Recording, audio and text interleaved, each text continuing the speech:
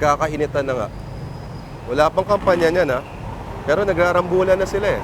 Parang kabuting nagsusulputan yung mga pasimpleng TV ads. Biglang nagkakaroon ng mga programa sa radyo yung mga senador. Biglang dumadami yung mga expose. Alam mo, tingin ko, eleksyon na nga. Tingnan nga natin yung mga choices. Senator Richard Gordon. Medyo mayabang, masyadong mabilis magsalita, hindi ko maintindihan. Saka mahirap nang magtiwala sa taong ang pangalan ay Dick. Defense Secretary Gilbert Chodoro. Maganda ang record. Mahusay ang academic background. Bar top notcher, Harvard. Magaling ang utak. Pero baka madali sa tinatawag nilang kiss of death ni Count Gloria Macapagal Arroyo. Makati Mayor Jejo Marbinay, a.k.a. Rambo Tito, a.k.a. Jojo Bama. Ewan, pero alam ko, mas maitim pa yata siya kay Obama. Barack Obama. MMDA Chairman Bayani Fernando, a.k.a. Hitler, a.k.a. Pinky. Dati, bilib ako sa kanya. Pero ngayon, medyo duda na ako. Kasi kung ano-ano na rin pinagagawa sa mga kali natin, anak ng tipaklong, bakit parang mas lumala pa yata yung traffic na yun? Hindi lang yun, naging kulay pink pa ang Maynila. Hindi ako boboto ng taong nagsasabi sa akin ng ganito. Governor Ed Panlilio. Malay mo, sugo raw siya ng Diyos parang si Brother Eddie. Sino ba naman tayo para kontrahin ang kagustuhan ng buong may kapal? Pero tanong, paano na lang ang Pampanga kapag bumalik na sila Leon Guerrero at ang anak niyang Saging lang ang may puso! Senator Loren Legarda? Ewan. Next presidential ball, please. Noli De Castro. Diyos na mahabagin, parang awa nyo na. Gunawin nyo na lang kaya yung Pilipinas. Chisi Escudero. Bata pa. Pero parang si Christopher Mina ako magtagalog. Kay Bambo na lang ako. Mas gwapo pa rin.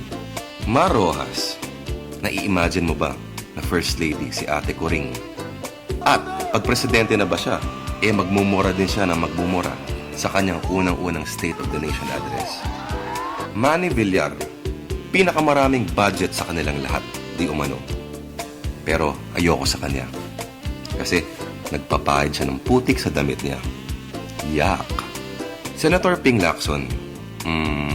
Hindi na ako magsasalita kasi baka bigla na lang ako maglaho sa balat ng lupa. Supreme Court Justice Reynato Puno. Magaling na hurado, matino, malinis. Pero tama, hindi ibig sabihin na porke magaling ang referee, magaling din siyang magboxing. At saka, ang bagal magsalita. Sayang ang airtime. Si Erap na lang kaya ulit. May machine gun pa, peke nga lang. Nasaan na ba si Eddie Hill ngayon? Tatakbo kaya siya ulit?